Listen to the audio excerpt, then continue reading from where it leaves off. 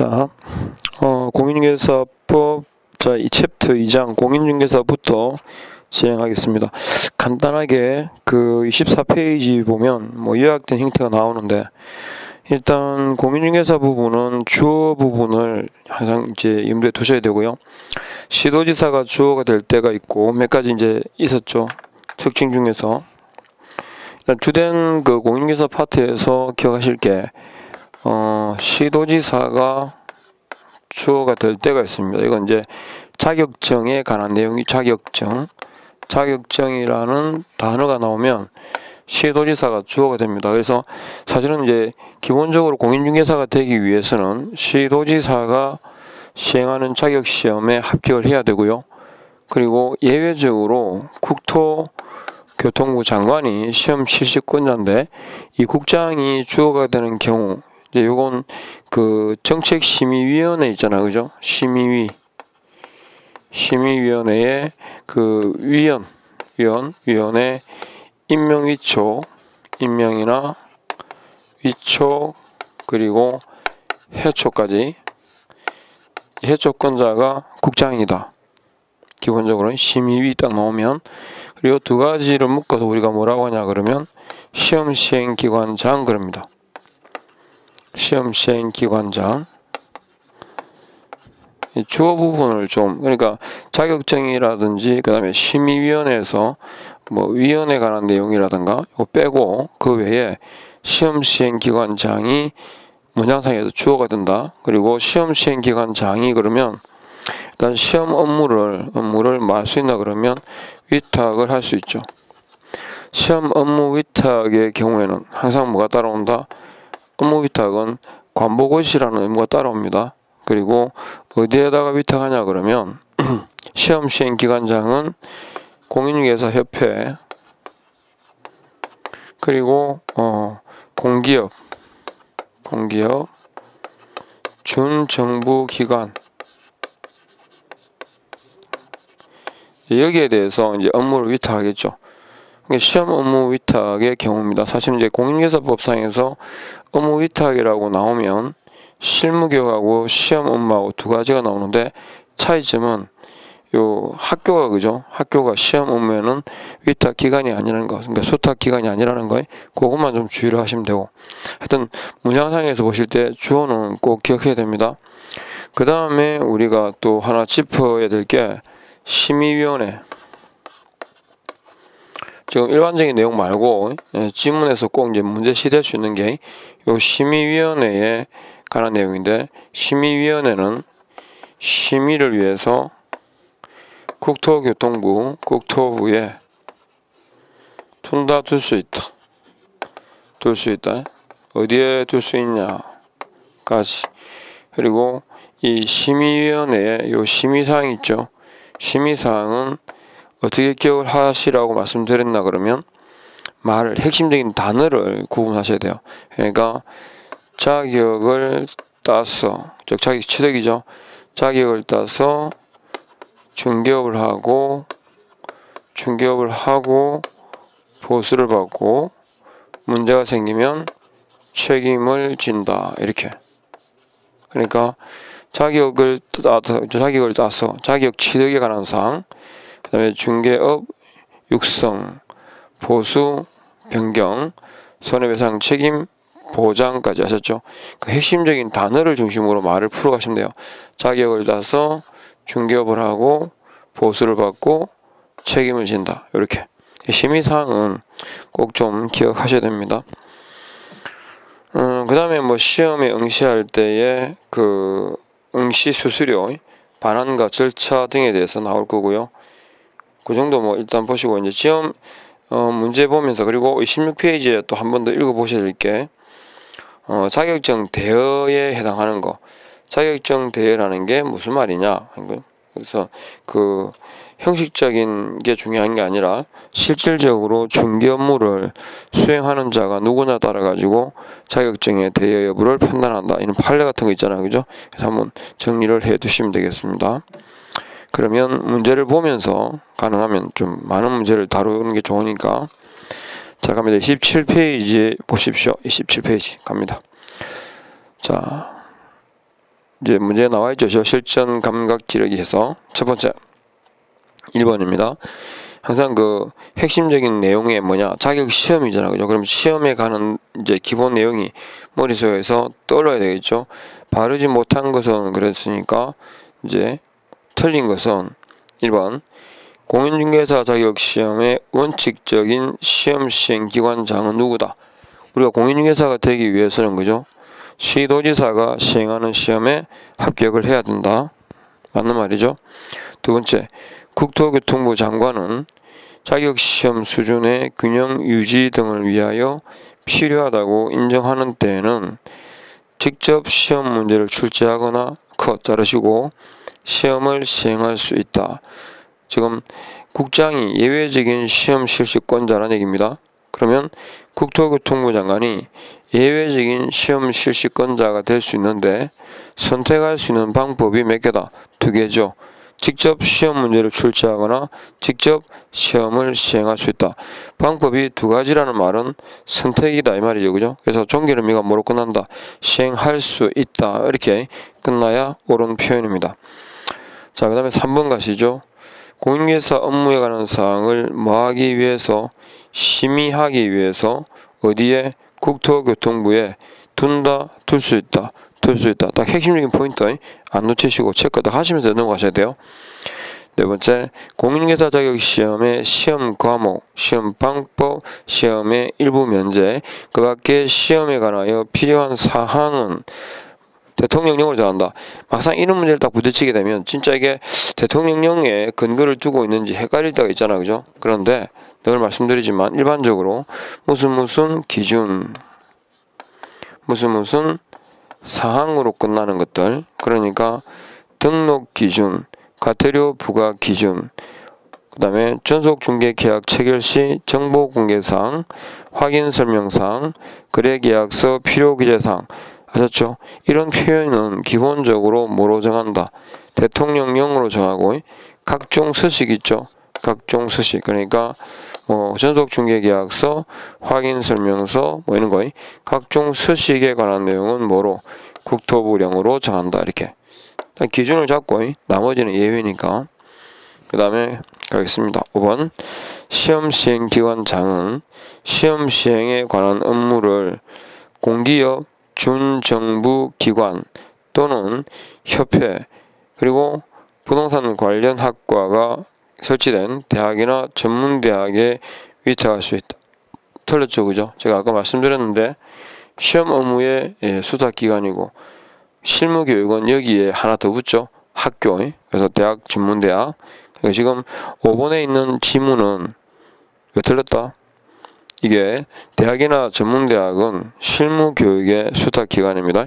시험 업무의 수탁기관과 구분하시라는 얘기고 넘어가죠. 그 다음에 이번에 정책심의위원회에 관한 기술 중 옳은 것을 모두 고른 것은 그렇습니다. 자, 기억합니다. 핵심은 그죠? 쭉 보시면 심의 동그라미, 그 다음에 국토교통부 쫙 긋고, 그 다음에 둔다, 둘 수 있다. 둘 수 있다. 그죠? 그러니까 반드시 두어야 한다. 그러니까 잘못된 부분이고, 니은 가겠습니다. 위원장은 컷. 국토부 장관으로 하고, 아니죠. 그죠? 위원장과 심의위원회가 위원장과 위원으로 구성되는데, 위원장은 국토부 1차관입니다. 국토부 1차관이고, 위원은 국토부 장관이 그죠? 7인 이상 11명 이하의 위원으로 임명 위촉한다. 이렇게. 그죠? 위원장 1명을 제외하고 아니고 포함하고라고 이제 고치셔야 되죠. 지에서 11명. 그리고 누가 임명 위촉한다? 국장이 하셨죠? 그래서 정책심의위원회의 위원회 임명 위촉 해촉권자가 누구다? 국토교통부 장관입니다. 그러니까 니은도 틀렸죠, 그죠? 그 다음에 스티건 위원 본인이 제척 사유에 해당하는 경우에 스스로 해당 안건의 심의 의결에서, 자, 이게 이제 표현을 좀 구분하셔야 돼요. 제척 사유, 위원이 안건 당사자인 경우죠, 그죠? 이때 제척 사유가 되면 제척해야 된다. 그리고 안건의 당사자가 저 위원은 빼주세요 하는 게 뭡니까? 이게 기피입니다. 깊이. 그리고 위원 스스로가 해당 안건의 당사자이기 때문에 나는 안 하겠다 하는 게 회피고요. 회피를 안 할 때 강제적으로 취해지는 조치가 국장에 의한 해촉입니다. 그래서 요거 제척, 기피, 회피 표현에서 분명히 이런 지문이 하나 언급될 거예요. 그래서 어떤 때 제척을 쓰고 어떤 때 회피를 쓰고 어떤 때 기피를 쓰는지 구분을 하셔야 됩니다. 해당 안건의 당사자, 그죠? 위원 본인 스스로가 안 하겠다는 게 뭐고? 회피, 그죠? 안건 당사자가 저 사람 위원 배제해 주세요 하는 거라고, 이게 기피입니다. 그 다음에 회피해야 되는데 안 하기 때문에 강제로 하는 게 뭐다? 해촉. 이렇게. 자, 동그라미 리얼 가겠습니다. 그러니까 디귿도 맞는 표현이죠. 디귿은. 그 다음에 리얼에 위원장은 심의위원회 회의를 소집하려면 원칙적으로 회의 개최 며칠 전까지 7일 전까지, 그죠? 그 안건, 장소 등을 각 위원에게 통보해야 한다. 요거. 그래서 숫자는 뭐 일단 기본적으로 아셔야 되니까. 그리고 심의위원회 운영에 관하여 필요한 사항은 심의위원회 의결을 거쳐 위원장이 정한다. 일단 맞는 글로 넘어가죠.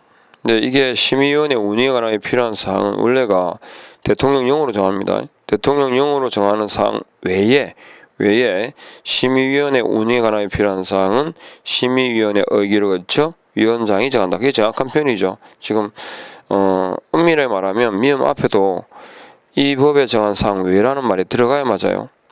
비어 심의위원회 임기는 공무원인 위원을 제외하고 2년을 하고, 그 다음에 보궐위원이 있죠, 그죠? 보궐위원은 전임 위원 임기에 남은 기간으로 한다, 그죠? 이게 옳은 표현이겠습니다. 그래서 일단 지금 미음 비업이 답인데 다시 참고하셔야 될 게 심의위원회 운영에 관하여 필요한 사항은 원칙상 뭐로 대통령령으로 정합니다.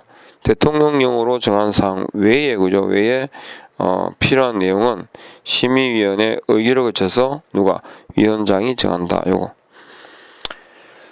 자, 정책심의위원회 심의사항 가겠습니다. 요것도 심의사항 그랬는데 이건 아까 핵심 단어를 놓치지 말라 그러죠, 그죠? 자격을 따서 취득해서 중개업을 하고 중개업하고 보수를 받고 그리고 책임까지 져라. 핵심 단어의. 자, 1번 자격 취득, 2번 중개업 육성, 3번 보수 변경, 그 다음에 5번째 손해배상 책임 보장까지. 아셨죠? 그래서 답은 뭐 4번이겠죠. 자, 그 다음에 4번 문제 가겠습니다. 공인중개사 제도에 관한 설명으로 틀린 것은 공인중개사가 되려는 자는, 자, 누가 시행하는 시험에 합격해야 된다. 원칙은 누구더라? 그죠? 시도지사가. 그래서 1번 틀렸습니다. 그럼 답은 바로 튀어나오죠. 그러니까 시험은 많이 아는 것보다 정확하게 아는 게 중요합니다. 그러니까 항상 말씀드리지만 어려운 문제 틀려가지고 떨어지는 경우는 없어요. 그리고 쉬운 문제 아셨죠? 그리고 공부하실 때 항상 이 포인트를 맞추셔야 될 건 지문 보기 2개에서 왔다 갔다 하면 틀린 거 있잖아요. 그죠? 그런 지문들은 오답 노트를 만드시든지 아셨죠? 그럼 제대로 정리를 하고 넘어가야 됩니다. 그러니까 시험을 준비한다는 건 이 마음속에서 찜찜한 부분을 하나씩 제거해가는 과정이거든요. 기본적인 수업을 쭉 들었으면. 그러니까 본인이 약하다, 취약하다, 안 된다는 부분을 빼야 되고 아셨죠? 7월부터 해가지고 준비하실 때 뭐 모의고사를 보시든 아니면 문제를 풀어 보셨을 때 진짜 이거 이해 안 된다 하는 건 제껴야 됩니다. 그리고 우리가 집중적으로, 그죠? 완전 어느 경우 해도 문제를 맞추는 문제도 역시 제껴야 됩니다. 그러니까 7월부터 해가지고 시험 치실 때까지 전반적인 내용이 돌아가되 어디에 포인트를 맞추셔야 되냐 그러면 항상 보기 2개쯤에서, 그죠? 선택의 판단을 잘못해가지고 틀리는 문제 있잖아요. 그런 문제를 내 걸로 만드는 거. 그게 7월 문제 풀이 7월달부터 해가지고 시험 치실 때까지, 그죠? 정리하셔야 될 내용들입니다. 그리고 7월달부터는 이제 편식이 아니라 혼식을 하셔야 돼요. 그러니까 7월달까지, 7월 전까지 6월 말까지는 그 집중해야 되는 포인트, 어느 공부가 내가 항상 여러 개를 6개를 골고루 보는 게 아니라 무조건 1차를 잡아야 되잖아, 그죠? 그래서 뭐 민법, 개론 잡아서 하나가 완전히 감이 올 때까지. 그래서 6월 때까지 1차가 기본적으로 반타작 이상은 돼야 됩니다. 지문이 성적이. 그래야 사실은 2차를 마무리를 딱 이렇게 치고 갈 수 있는 힘이 생겨요. 그러니까 아직까지 시간이 좀 남고 했으니까 무조건 6월 말까지는 1차 잡으셔야 됩니다. 아무리 그저 2차를 잘 나온들 1차 떨어지면 아무것도 아니잖아요. 무효가 되니까 시험은. 자, 그 다음에 4번 문제 가겠습니다. 뭐 난이도는 일단 쉬운데 보시죠. 아는 거 복습하는 거예요. 그래서 1번의 원칙은 누구다? 시도지 사가 이렇게 바꾸셔야 되고요. 자, 오른쪽 공유회사 정책심의위원회는 사무를 처리할 간사 한 명을 위원장이 국토부 소속 공무원 중에서 지명한다. 간사 지명도 위원장이 합니까? 국장이 합니까? 이것도 좀 봐두셔야 되고. 그래서 그 줄 다 껐죠. 아까 위원장이 하는 게 있었잖아요. 이거 하고 또 뭐 하고 간사 지명하고 시험 그죠? 정책심의위원회의 그 운영에 대해서 필요한 사항, 대통령령으로 정한 사항 외에 누가 정한다? 위원장이 정한다. 하는 거. 그 다음에 3번에 공인회사 정책심의위원회의 개의정족수와 의결정족수가 나오는데 개의정족수는 재적위원 과반수, 의결정족수는 출석위원 과반수. 그것도 체크하시고 3번에 그 다음에 4번 가겠습니다. 4번 국토교통부 장관 또는 시도지사는 시험의 신뢰도를 크게 떨어뜨리는 행위를 한 출제위원에 대해서는 5년간 출제위원으로 위촉해서는 안 된다. 몇 년간? 5년간. 5번째 공인회사 자격시험에 응시하는 자는 수수료를 납부해야 되죠. 수수료를 납부하는데 자 응시수수료 나온 김에 자 응시수수료입니다. 수수료는 누가 시험을 시행하느냐에 따라 달라요. 그죠? 그래서 시도지사가 원칙대로 시행을 하게 되면 조례가 정하는 바에 따라 이렇게 그리고 국장이 예외적인 시험 실시권자죠. 이들은 국장이 결정 공고하는 수수료입니다. 그리고 업무 위탁이잖아. 그죠? 예. 즉 시험 시행 기관장이죠. 시험 시행 기관장이 누구한테 업무를 위탁할 수 있더랄까? 누구한테? 협회 공기업 준정부 기관에 대해서 위탁하잖아. 그죠? 그래서 업무 위탁입니다. 위탁. 위탁의 경우에는 위탁 받은 자가 그죠? 위탁 받은 자가 결정 공고하는 수수료입니다. 오해하지 말아야 되고요. 위탁 받은 자가 결정 공고합니다. 어떻게? 위탁자의 승인을 얻어서. 제가 왜 이렇게 적었느냐 그러면 위탁자가 결정 공고자라는 거 그게 핵심이에요. 그러니까 위탁자가 결정 공고하는 수수료인데 누구의? 위탁자의 승인을 요한다. 아셨죠? 그러니까 결정 공고하는 사람이 위탁한 자가 아니라 위탁 받은 자라는 거 요것 때문에 다시 말씀드립니다. 그리고 응시하는 수수료 해가지고죠. 그러니까 누가 시행하는 시험이냐 따라 가지고 달라집니다. 그리고 덧붙이면 응시 수수료에서 의사를 처리하게 되면 반환을 하게 되는데 반환 기준과 반환 절차 방법의 근거가 달라요. 반환 기준은 국토교통부 령이고요. 절차와 방법은 시험 시행 공고.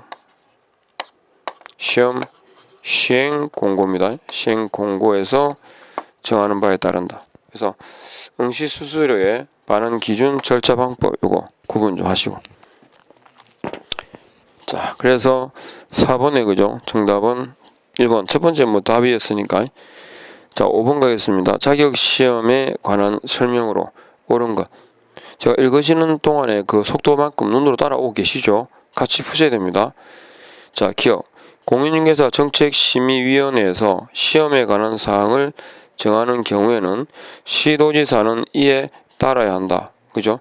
정책심의위원회에서 심의하는 사항에 대해서 자격 취득, 그 다음에 또 중기업 육성, 보수 변경, 손해배상 책임이잖아요. 그 네 가지 심의사항 중에서 시도지사와 관련된 건 뭐예요? 자격 취득에 관한 사항이죠. 그래서 시도지사는 이에 따라야 한다. 이렇게 보시면 되고,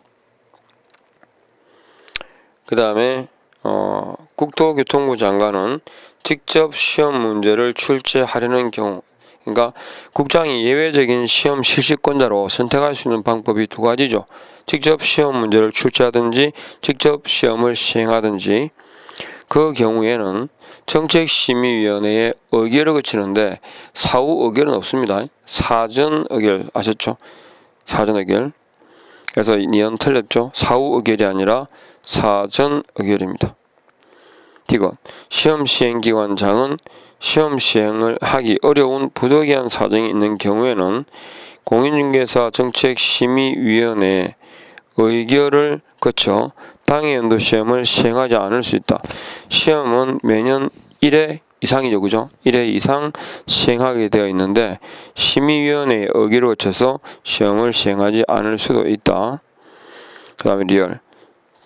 디귿은 옳은 질문 맞죠?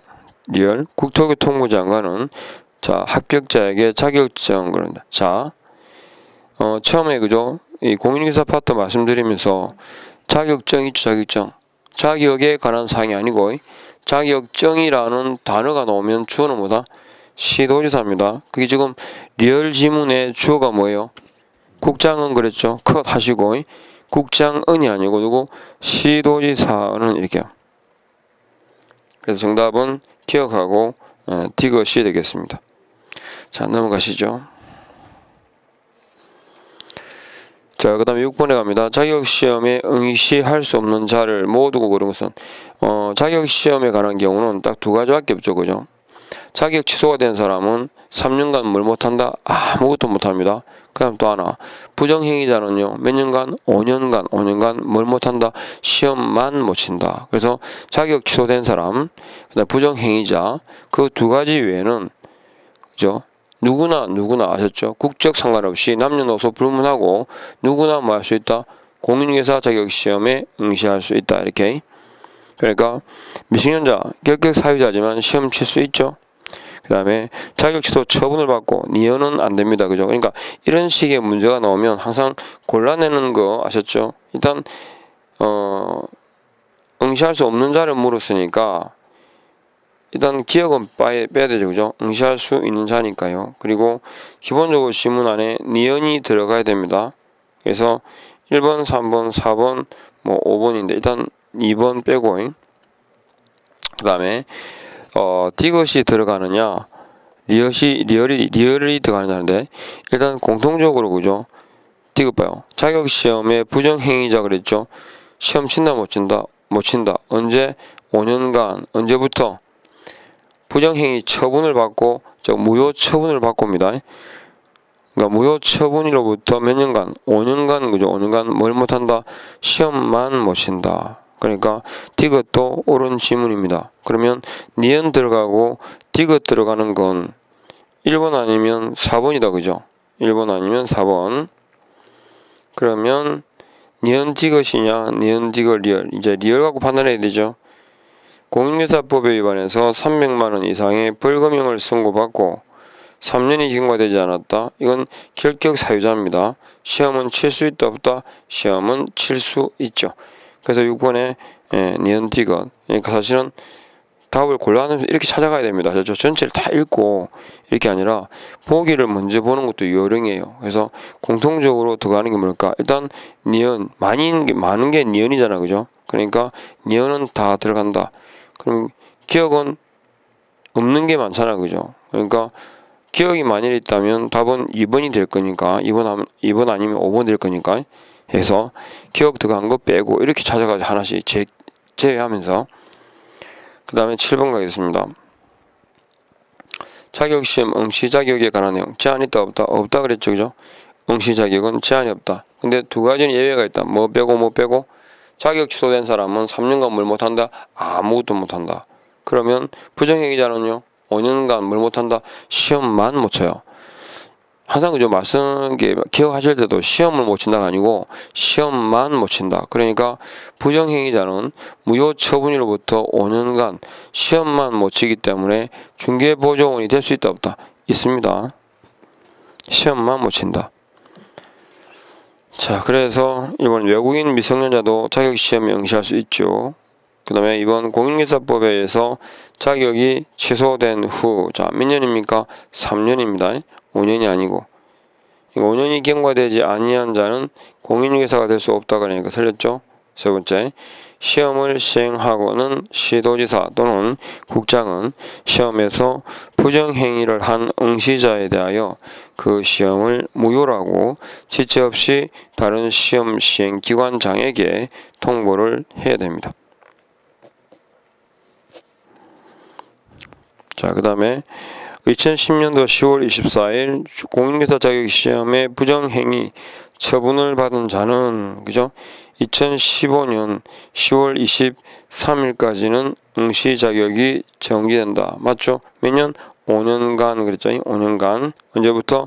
처분일로부터. 그 다음에 파산자는 공인중개사가 될 수 있으나 소공이 될 수는 없다.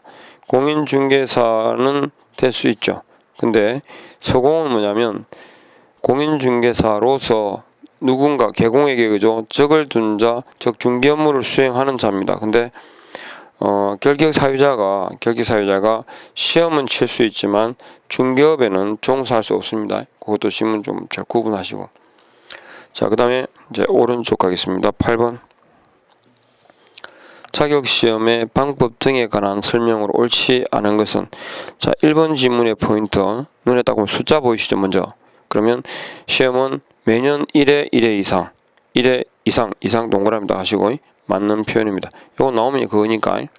그 다음 두 번째, 1차 시험과 2차 시험은 구분하되 동시 시행이 원칙이다. 예외적인 겁니까? 구분해서 시행하는 것이 원칙입니다. 2차는 1차대로 2차는 2차대로. 근데 구분하되 동시에 시행할 수 있는 거죠. 그래서 8번에 보니까 원칙이다. 그건 틀린 거예요. 구분하지만 동시에 시행할 수 있다. 그리고 2차 시험은 3번에 1차 시험에 합격한 자를 대상으로 하죠. 그러니까 아무리 노력을 기울여도 1차 떨어지면 땡이다. 그 다음에 4번, 1차 시험과 2차 시험을 동시에 시행하는 경우에 제2차 시험은 1차 시험 방법에 따라 시행한다. 그러니까 1차는 선택형이고 2차는 논문형이거든요. 그런데 동시에 시행하게 되면 2차 시험도 1차 시험 방법에 따릅니다. 그죠? 예, 그래서 뭐가 된다? 2차 시험도 1차 시험 방법이기 때문에 1차, 2차가 객관식이다. 선택형이다. 5번, 1, 2차 시험을 동시에 시행하는 경우 제1차 시험에 불합격한 자의 제2차 시험은 무효를 한다. 그죠? 뭐 정도. 자, 그 다음에 9번 문제 가겠습니다. 출제위원입니다. 출제위원은 일단 간단하게 누가 임명 요청하느냐? 시험 시행기관장이다. 하는 일은 출제, 선정, 검토, 채점 4가지 업무를 담당하는 자다. 그죠? 핵심은 그거니까 1번에 출제위원이란 뭐요? 출제, 선정, 검토, 채점 4가지만 아시면 돼요. 2번 출제위원은 누가 임명 요청한다? 자격증은 시도지사, 심의위원회 임명위촉, 해촉에 관한 내용은 국장이, 그 외의 사항은 시험시행기관장이 뭐 이렇게 일단 정리를 하시면 돼요. 그 정도. 그리고 세 번째, 출제위원은 학식과 경험이 풍부한 자, 자, 거기서 컷 해야 되죠. 출제위원은 학식과 경험이 풍부한 자 중에서입니다. 밑에 비영리 시민단체에서 추천한 자 중에서 요건 이전에 정책심의위원회 그 앞에 그죠 전 단계인 공인중개사 시험위원회의 위원회 임명 위촉 대상자입니다. 비영리 민간단체. 그러니까 선택이었는데 지금은 요 출제위원 있잖아요. 출제위원은 그냥 학식과 경험이 풍부한 자 중에서 이렇게. 네 번째, 시험시행기관장은 신뢰도를 떨어뜨리는 위원에 대해서는 두 번째 줄 명단을 다른 시험시행기관장 및 그 출제위원이 소속하고 있는 기관장에 통보해야 한다. 그죠? 5번 국장 시도지사는 시험기관장 명단을 통보한 출제위원회에 대하여는 명단 통보일부터 몇 년간? 5년간 그죠? 위촉해서는 안 된다까지. 명단 통보. 자, 그 다음에 넘어가시죠. 10번. 자격시험에 이제 뭐 합격에 관한 그런 기본적인 내용들입니다. 자격시험. 일단 자격시험은 1차 과목은 예외가 있다 없다? 예외가 없습니다. 무조건 통과해야 됩니다. 그래서 이제 1차 시험은 컷 하시고 100점 만점에 매 과목 40점, 전 과목 평균 60점 이상 과락 없이. 됐죠? 이번에 갑니다.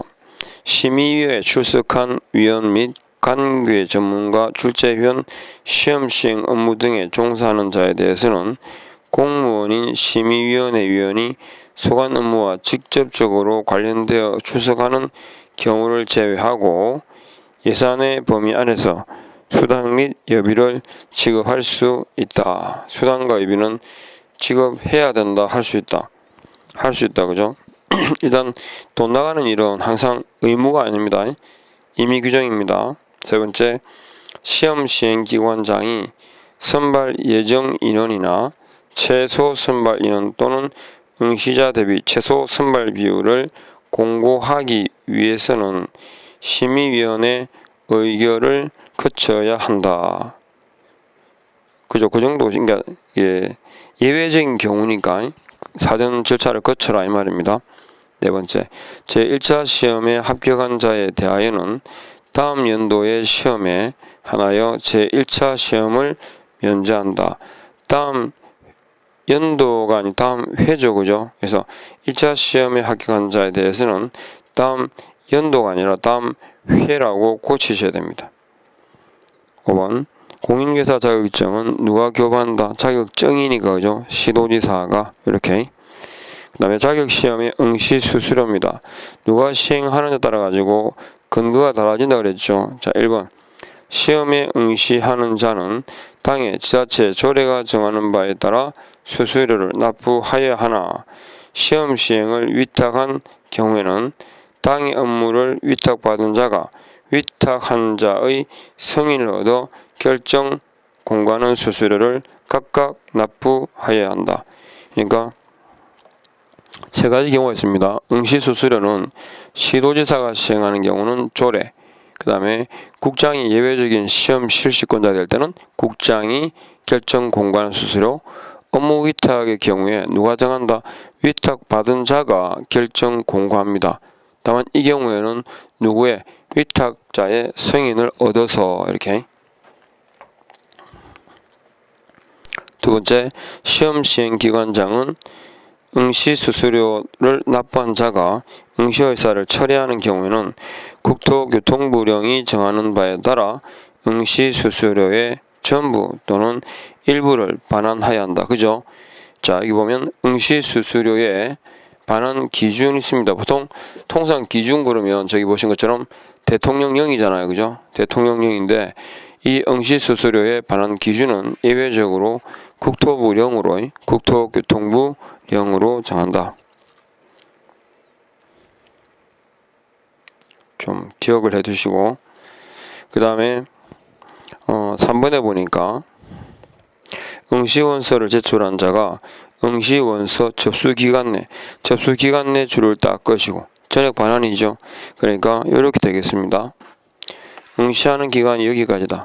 접수기간 마감 내 기간 내는 전부죠. 전부를 반환한다. 접수기간 마감 그 다음 날부터 며칠? 7일까지죠. 7일까지는 몇 퍼센트? 60%. 그러면 8일째부터 시험 치기 며칠? 10일 전까지죠. 10일 전까지. 그러니까 8일째부터 해가지고 시험 치기 10일 전까지. 이 사이의 기간은 얼마다? 50%. 그러니까 일부를 반환받는다 할 때 반까지 반환받으려면 어떻게 됩니까? 최소한 어떻게 해요?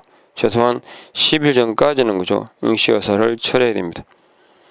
그러니까 4번에 접수 마감 다음 날부터 7일까지 해가지고 60% 다음 날부터 7일 이내 그 후 시험 시행일 10일 전까지 접수 취소는 50% 그죠? 반환 절차와 방법은 시험 시행 공고에서 정하는 바에 따른다. 그 정도.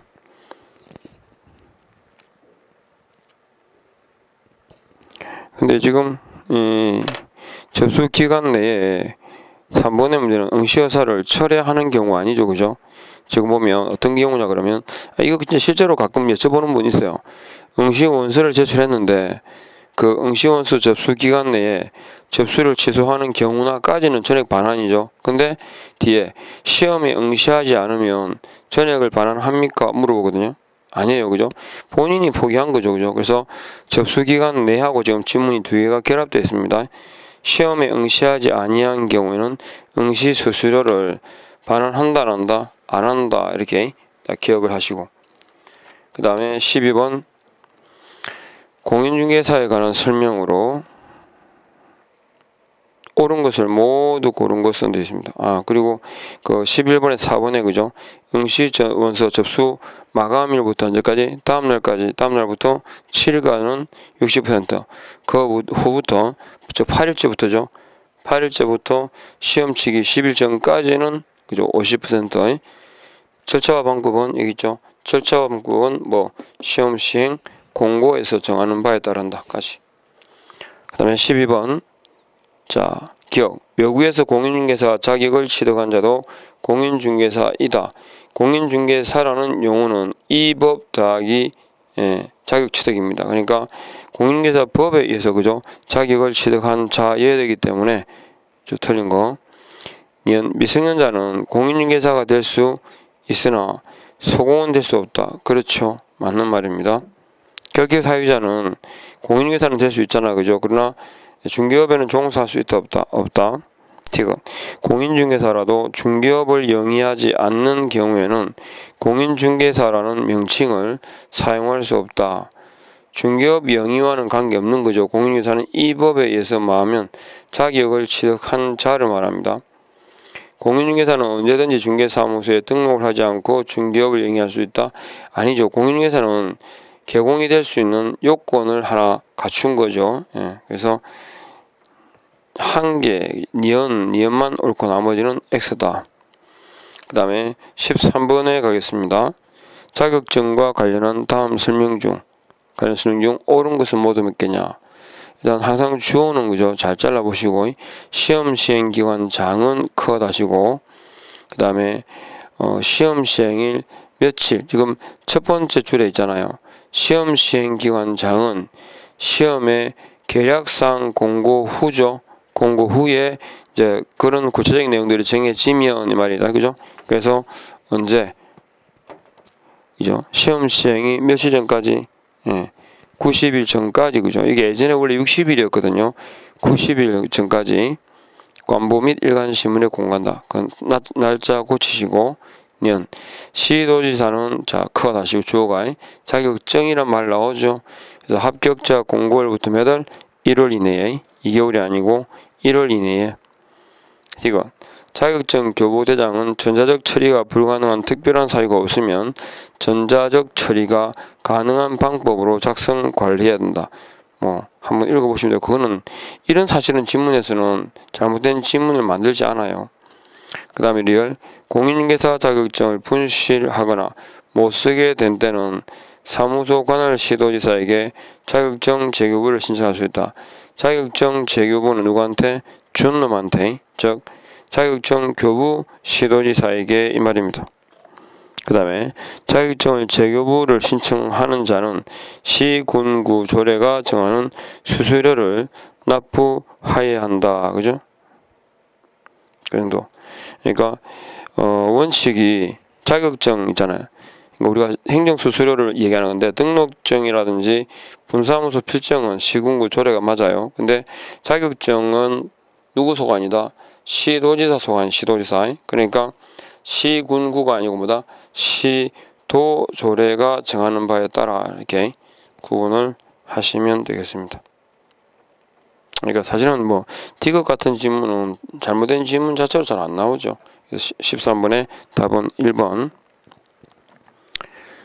그죠? 그러니까 기억은 60이 아니라 90으로 고치셔야 되고, 미연은 2개월이 아니라 1개월로 고쳐야 되고, 리얼은 사무소 관할이 아니라 자격증 교부 시도지사로 고치셔야 되고, 자격증 재교부 등의 경우는 시군구가 아니라 시도조례로 고쳐야 맞다.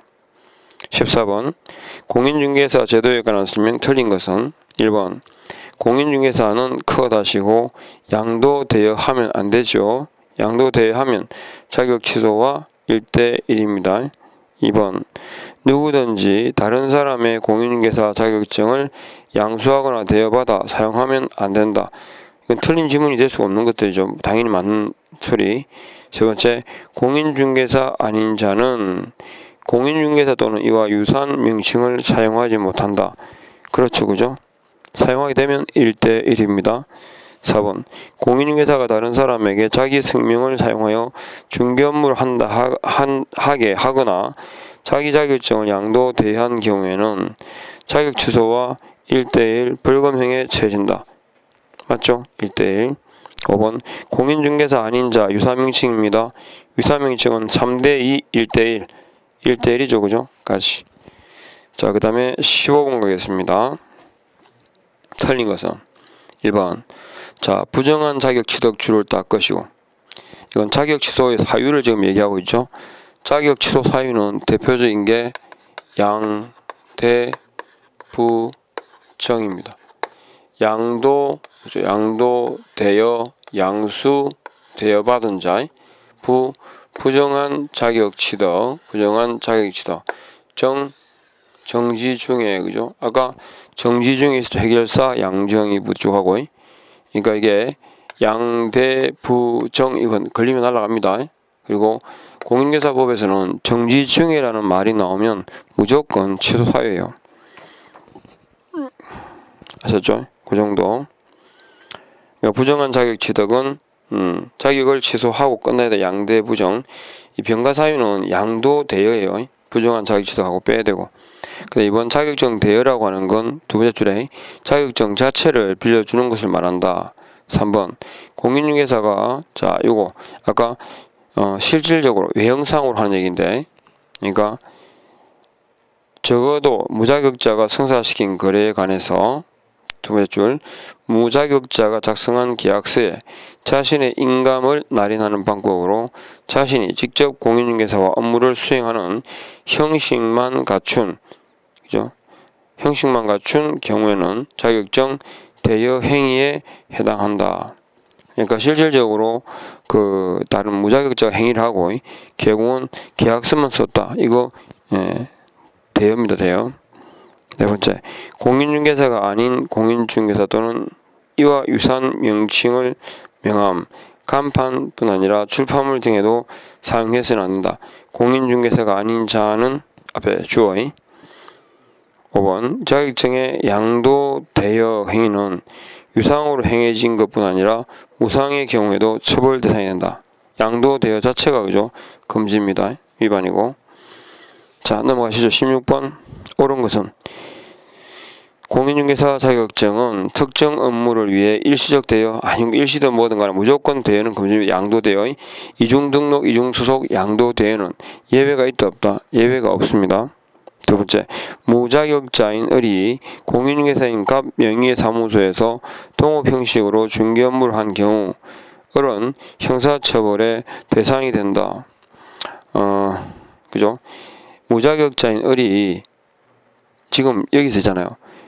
공인중개사 갑의 명의의 중개사무소에서 동업 형식을 했다고 해서 지금 형벌 대상이 아니라 동업 형식으로 뭐 했냐 그러면 중개 업무를 한 경우 줄 닦으세요. 그러니까 무자격자와 자격자가 동업 형태로 중개업을 영위하고, 그러니까 경영에만 그죠 관여하고 그 수익을 배분받는 방식으로 동업을 했다면 그 자체가 위반 아니에요. 근데 지금 여기 이번 문제는 어떤 말이 들어가 있냐면 동업 형식으로 중개 업무를 한 경우라고 되어 있거든요. 그래서 교재를 봤습니다. 그 다음에 3번 자격증 대여받은 자가 임대차 중개를 의뢰한 자와 직접 거래 당사자로서 임대차 계약을 체결하는 것도 중개행위에 해당한다. 자, 자격증을 대여받은 자가 임대차 중개를 의뢰한 자와 직접 거래 당사자로서 임대차 계약을 하잖아요. 그죠? 이건 중개 행위에 해당하지 않는다라는 것이 판례입니다. 이건 거래 당사자로서의 행위다 해가지고 판례 언급됐던 24회 때. 네 번째, 무자격자가 공인중개사 업무를 수행했는지 여부는 실질적으로 무자격자가 공인중개사의 명의를 사용하여 업무를 수행했는지 여부와는 상관없이, 그죠? 알겠죠? 상관없이 외관상 지금 뒤집어져 있습니다. 실질적으로 그 중개행위를 누가 수행했느냐에 따라서 되어다 아니다가 판단되는 것이지, 두 번째 줄 끝에 외관상 공인중개사가 직접 업무를 수행하는 형식을 취하였지만, 아셨죠? 취하였지만 실질적으로 중개 행위를 한 자가 아니라면 이게 뭐다? 되어다. 무자격자가 자신의 명함의 중개사무소 명칭을 부동산 뉴스 그리고 대표라고 사용하면 유사 명칭을 한 것으로 본다가 이게 그죠? 16번에 아셨죠? 그래서 부동산 뉴스 대표 한번 기억해 두시고, 그 다음에 자격증에 되어다 아니다는 실질이 형식이 아니라 뭐다? 실질적 부분으로 판단한다. 그 다음에 세 번째, 직접 거래는요, 본인이 허락하든 안 하든 절대 금지고, 그죠? 예외를, 그러니까 매매 직접 거래다 그럴 때 임대차 계약을 체결하는 것도 중개 행위에 해당한다 그랬는데, 이거는 당사자로서 행위라 그랬습니다. 아까 당사자로서의 행위지, 이건 중개 행위에 해당하지 않는다. 여기 딱 포인트 줄 거고, 아시겠죠? 그래서 여기까지 해서 공인중개사에 관한 부분. 자, 핵심은 공인중개사에서는 주어를 놓치시면 안 돼요. 공인중개사가 되려면 어떻게 한다? 시도지사가 시행하는 시험에 합격해라. 두 번째, 국장이 예외적으로 시험 실시권자가 될 수 있는데, 국장이 지문상에 자주 나오는 경우들은 정책심의위원회에 임명 있죠.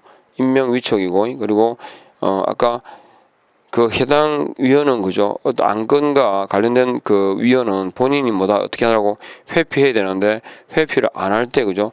위촉할 수 있습니다. 그거. 그러니까 시험 시행의 주체가 몇 개다? 위탁까지 하면 세 가지거든요. 세 가지 경우니까 각각 그 수수료, 그러니까 세 가지니까 시험에 응시할 때에 그 수수료 납부 근거가 다 다르다 하는 것도, 그리고 제일 포인트 주셔야 될 게 심의위원회입니다. 정책심의위원회의 구성과 그죠? 그 운영에 대해서 기억을 해 두셔야 되고, 자, 여기까지 하고 조금 쉬었다가 계속 가겠습니다.